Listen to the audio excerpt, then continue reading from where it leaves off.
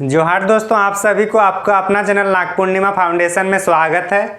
आज की इस वीडियो में हम लोग झारखंड के क्षेत्रीय राजवंश के बारे में चर्चा करेंगे। क्षेत्रीय राजवंश के बारे में चर्चा करने से पहले हम लोग ये देखते हैं कि झारखंड में जो अनुसूचित जाति है, अनुसूचित जो जनजाति है, अनुसूचित जनजाति यहाँ पे 32 है और जो 32 जो आए हैं उसके पहले शुरुआती टाइम में देखें तो जैसे कि हम लोग पहले देखे हैं कि जो सबसे पहले झारखंड में जो अनुसूचित जनजाति थे वो थे हम लोग का असुर थे, जो आदिवासी लोग थे सबसे पहले।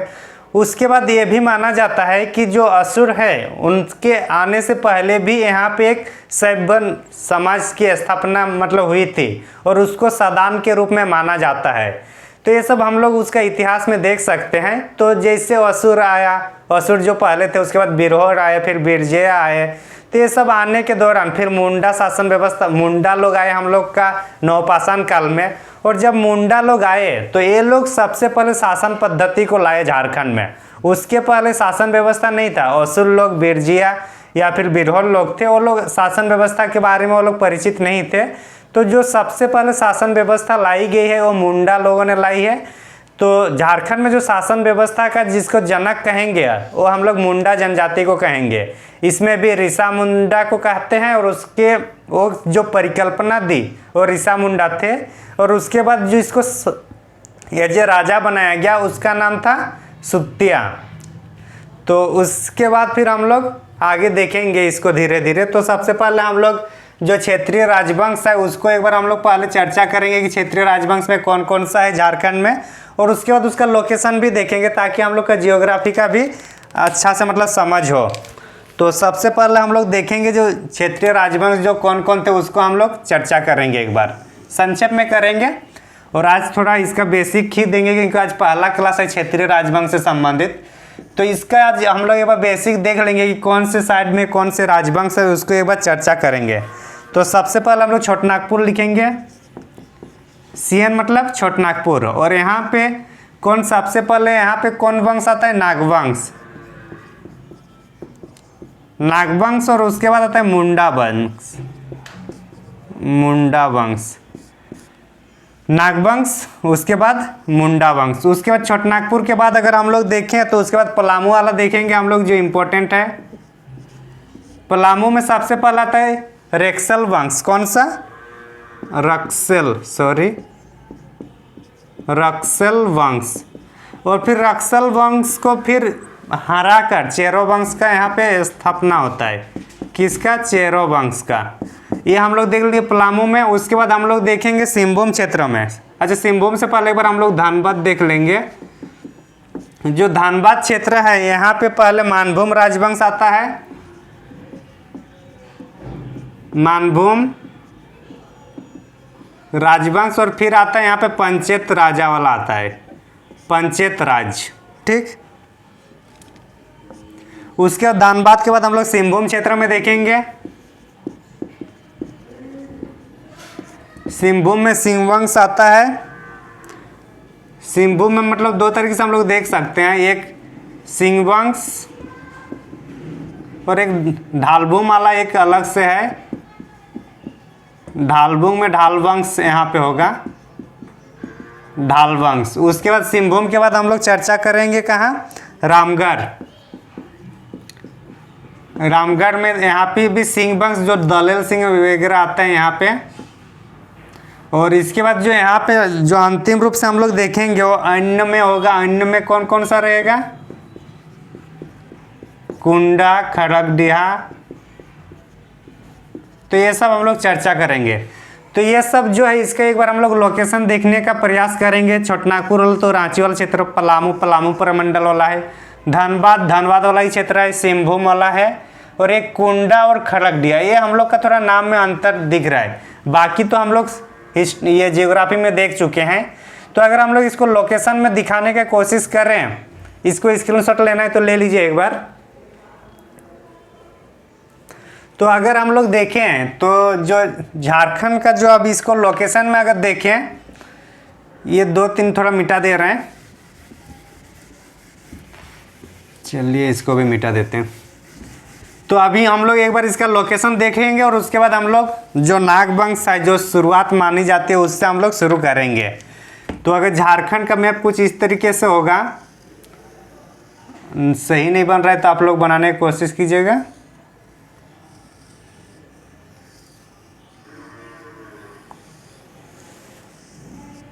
कुछ इस तरह से होगा झारखंड का मैप, ठीक। तो झारखंड का मैप अगर हम लोग दिख रहे हैं ना सब, हाँ, तो ये वाला कौन सा क्षेत्र होगा? ये वाला हम लोग का पलामू होगा।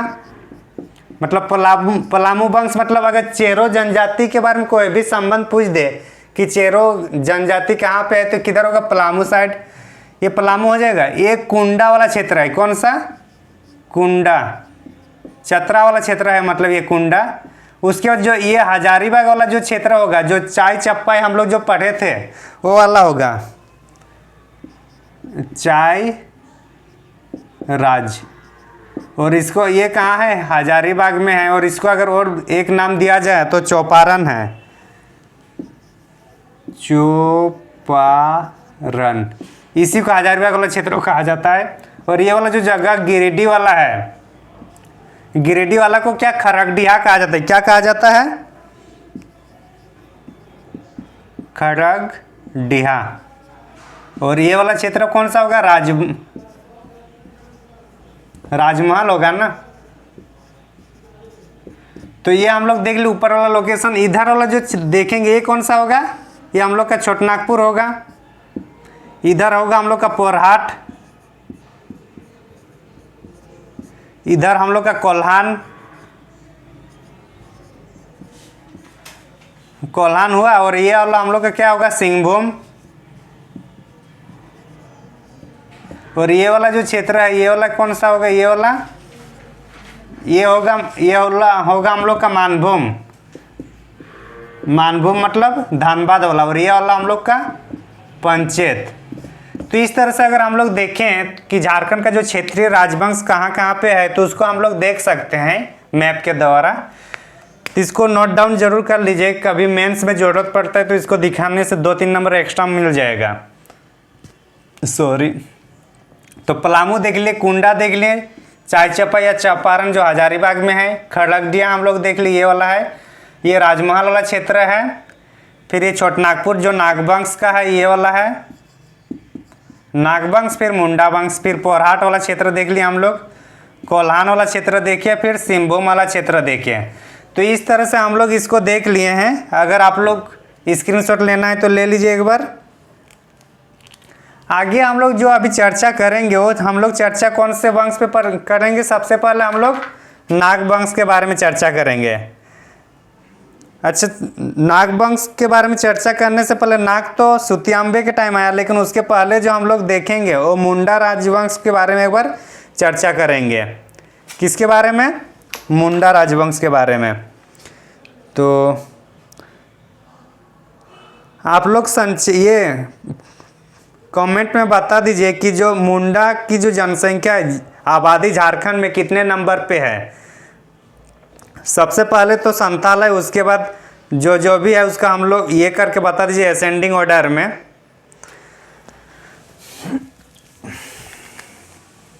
तो हम लोग अभी जो चर्चा करेंगे वो किसके बारे में चर्चा करेंगे?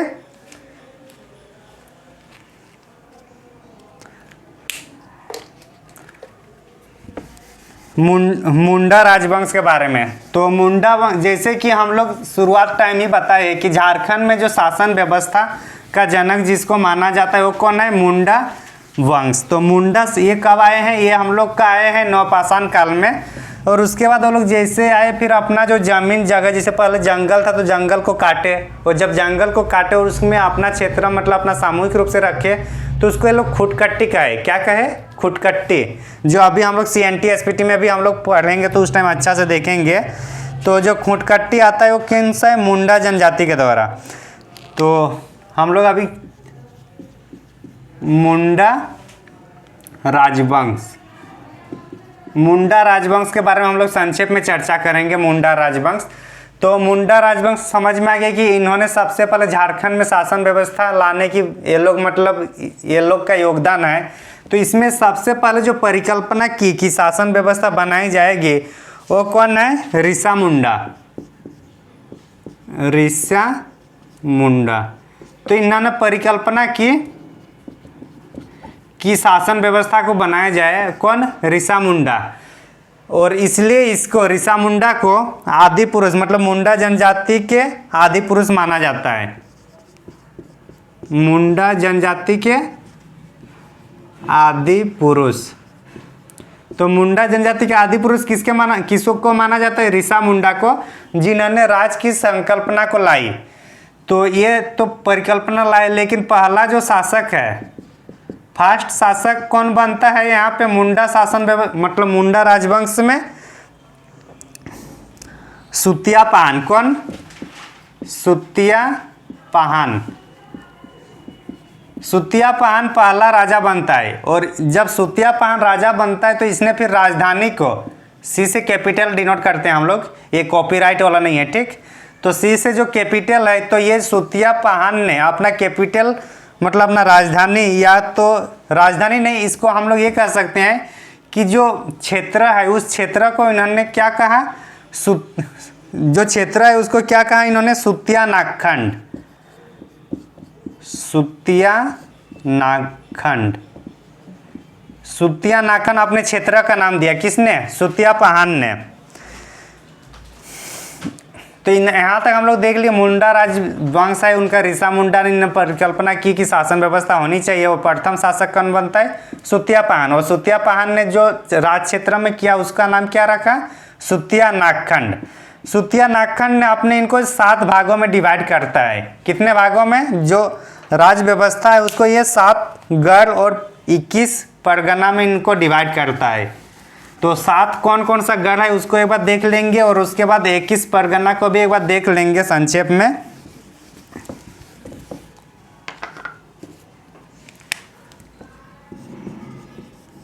सुत्यापान कितने ये में बांटा? 7 ये में। तो जो 7 है, जो पहले है लोहागढ़, इसमें लिख देते हैं 7 गढ़ और 21 परगने। इनको जो अपना जो क्षेत्र है, क्षेत्र को अपने शासन व्यवस्था चलाने के लिए 7 गढ़ों में और 21 परगना में डिवाइड कर दिया था। तो सबसे पहले जो गढ़ है उसको हम लोग देखते हैं लोहागढ़। कौन सा? लोहागढ़। लोहागढ़ अभी वर्तमान अगर इसको देखेंगे तो इसको प्रेजेंट टाइम वाला यहाँ लिख देते हैं लोहरदगा। लोहरदगा जो है ये प्रेजेंट इसका नाम है लोहागढ़ का। दूसरा नाम आता है पालूनगढ़। पालूनगढ़। पालूनगढ़ अभी क्या? पलामू। ये इंपॉर्टेंट है, इसको भी याद रखना होगा। पालूनगढ़ का पलामू है। सिंहगढ़, ये तो समझ में आ गया। सिंहगढ़ मतलब सिंहभूम की बात कर रहा है। आगे हम लोग चौथा में देखते हैं सिंहगढ़ के बाद मानगढ़। मानगढ़ ये मानभूम वाला क्षेत्र होगा। मानभूम मतलब धानबाद। 1 2 3 4 5वां नंबर में आएगा हम लोग का सरगुजा। सुरगुजा ये हम लोग का छत्तीसगढ़ में है। छत्तीसगढ़ में सरगुजा, इनका नाम अभी सरगुजा ही है। 1 2 3 4 5 छठा नंबर में जो आ रहा है हम लोग का केसलगढ़, इसका भी नाम अभी केसलगढ़ ही है। केसलगढ़ का नाम भी केसलगढ़ ही है।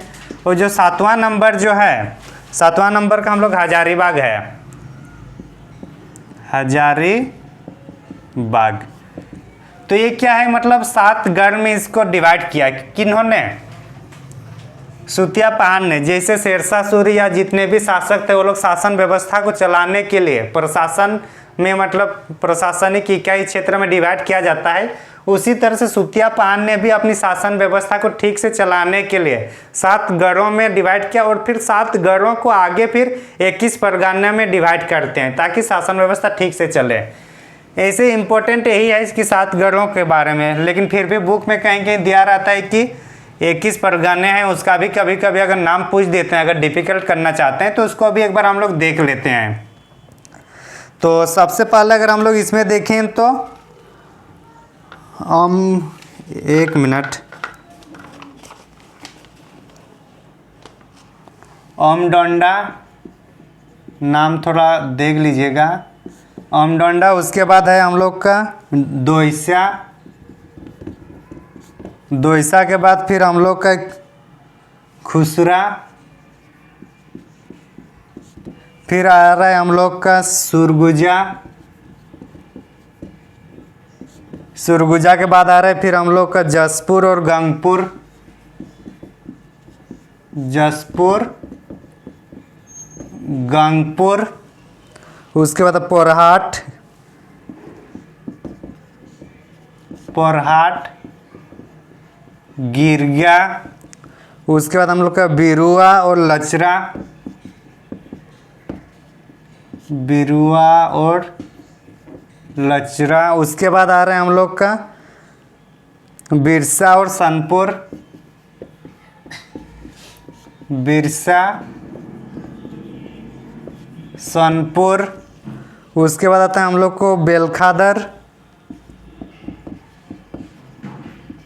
बेलखादर आ रहा है। फिर उसके बाद आ रहा है हम लोग का बेलसिंह और तमाड़,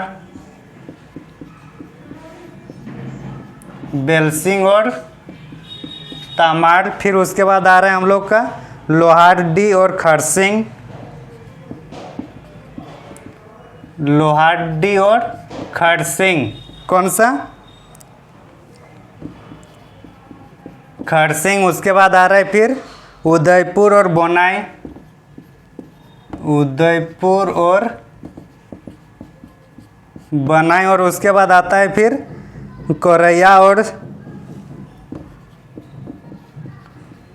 करैया, और एक जगह आ रहा है हम लोग का चगमगकर, चगमगकर। तो ये मतलब जो 21 जो परगने में डिवाइड किया गया है उसको भी हम लोग देख लेते हैं। तो उतना याद रखना हम लोग को उतना मुश्किल हो जाएगा। तो कम से कम हम लोग को 7 जो गढ़ है, कम से कम इसको हम लोग को याद रखना ही होगा। किसको? 7 गढ़ है जो। उसके बाद इसको याद रखेगा तो ठीक है, और नहीं भी रखे तो कोई उतना दिक्कत नहीं है, क्योंकि हम लोग को कॉस्ट बेनिफिट देखना है। इतना याद रख के अगर एक क्वेश्चन बनाएंगे तो उससे कोई उतना बेनिफिट नहीं है। तो हम लोग को जब भी कुछ याद रखना पड़ेगा तो हम लोग को देखना है कि उससे कितना क्वेश्चन पूछता है। अगर लगता है कि एक ही क्वेश्चन पूछेगा तो इसको स्किप भी कर सकते हैं। तो उसके लिए हम लोग को बस ये कम से कम याद रखना है कि सुतिया पहाड़ ने अपनी शासन व्यवस्था को चलाने के लिए 7 गढ़ों में और 21 परगनों में डिवाइड किया गया था। 7 गढ़ों का हम लोग को यही याद रखना जरूरी है, जो है लोहागढ़। कौन कौन सा है? लोहागढ़ मतलब लहरदागा। उसके बाद पालनगढ़। ये भी क्वेश्चन पूछा जाता है कि सुतिया पहाड़ का जो 7 गढ़ थे उनमें से जो लोहागढ़ है, ये लोहागढ़ का वर्तमान में नाम क्या है? या फिर सरगुजा जो क्षेत्र है ये झारखंड में है या कौन से राज्य में है, ये भी पूछा जाता है। तो इसको भी हम लोग को याद रखना होगा। उसकी तरफ सिंहगढ़, मानगढ़, सरगुजा, कौशलगढ़ और हजारीबाग। तो ये 7 को याद रखना है, और इसको भी अगर याद रख पाइएगा तो अच्छी बात है, और नहीं भी याद रहा तो कोई टेंशन वाली बात नहीं है। आगे हम लोग इसमें और एक देखेंगे कि जो सुतिया जो नागवंश था, नागवंश में संस्थापक तो कौन होगा? सुतिया पहाड़। और लेकिन परिकल्पना सबसे पहले कौन किया? ऋषा मुंडा ने। तो हम लोग अब इसमें जो मुंडा जो ये राजवंश है, तो मुंडा वंश जो गठन करता है कौन करता है? परिकल्पना लाता है कौन? ऋषा मुंडा। और उसको बनाता कौन है? सुतिया पहाड़ पहला राजा। उसके बाद जो सुतिया पहाड़ के बाद जो दूसरा राजा बनता है सुतिया पहाड़, इसके बाद होता है मदरा मुंडा। क्या नाम है? मदरा मुंडा।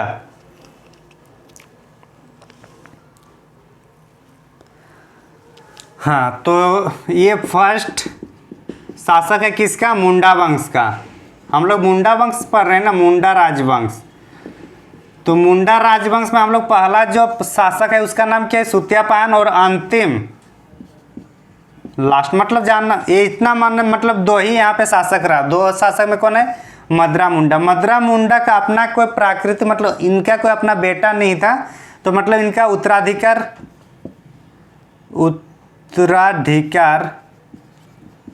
उत्तराधिकार नहीं था, अपना वारिस कोई नहीं था, तो इनने मदरा मुंडा ने फिर जो फनी मुकुट राय है जो नागवंश से संस्थापक, वो फनी मुकुट राय को इन्होंने अपना गद्दी देता है। किसको देता है,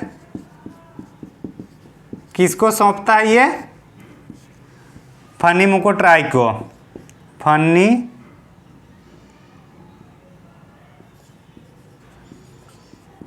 फनी मुकुट राय। और फनी मुकुट राय को मतलब जो मदरा मुंडा जो नागवंश जो मुंडा राजवंश चला रहा था, मुंडा वंश का जो अंतिम शासक है मदरा मुंडा, उन्होंने अपना राजपाट किसको छोड़ दिया, फनी मुकुट राय को। और फिर फनी मुकुट राय ने फिर नागवंश का गठन करता है, नागवंश का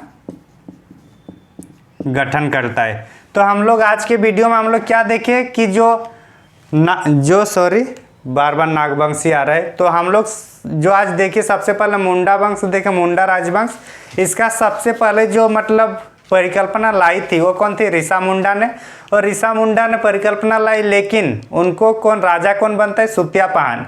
तो मुंडा राजवंश का जो प्रथम शासक होता है उसका नाम है सुत्यापहान। और उन्होंने जो क्षेत्र है उसका सुत्या नागखंड कह दिया उसको क्षेत्र को। और उसके बाद फिर उन्होंने शासन व्यवस्था को चलाने के लिए 7 गढ़ और 21 परगना में डिवाइड कर दिया गया। 7 गढ़ है उसको याद रखना है हम लोग को, उसके बाद 21 परगने हैं उसको याद रखिएगा तो अच्छी बात है। बाकी उसके बाद जैसे मदरा मुंडा ने भी शासन चलाया, लेकिन मदरा मुंडा का अपना बेटा या उत्तराधिकार नहीं होने के कारण और मतलब फनी मुकुट राय को फिर सौंप देता है। फिर फनी मुकुट राय ने अपना शासन व्यवस्था चलाता है नागवंश के रूप में। ये हम लोग का ध्यान देने वाली बात है कि जहाँ पे मतलब मारपीट के साथ मतलब उत्तराधिकार ली जाती है, लेकिन झारखंड के जो नागवंश के संदर्भ में ऐसा कोई घटना नहीं है। वो प्रेम से अपना मतलब जो मदरा मुंडा ने दिया और फनी मुकुट राय ने उसको ग्रहण कर लिया। यहाँ कोई मारपीट या लड़ाई झगड़ा से नागवंश का गठन नहीं होता है। तो आज के इस वीडियो में हम लोग झारखंड के क्षेत्रीय राजवंश के जो पहला हम लोग देखे, कौन सा देखे, मुंडा राजवंश हम लोग देखे। कल हम लोग फिर नागवंश के बारे में चर्चा करेंगे, उसके बाद सिंहभूम वाला सिंह वंश, फिर पंचेत वाला, और फिर पलामू का रॉक्सर और चेरो वंश को चर्चा करते हुए हम लोग क्षेत्रीय राजवंश को कंप्लीट करेंगे। Thank you for watching. और अगर आप लोग चैनल में नए हैं तो ज़रूर सब्सक्राइब करें, और आप हम लोग से टेलीग्राम के लिंक के माध्यम से भी ज्वाइन कर सकते हैं। Thank you for watching.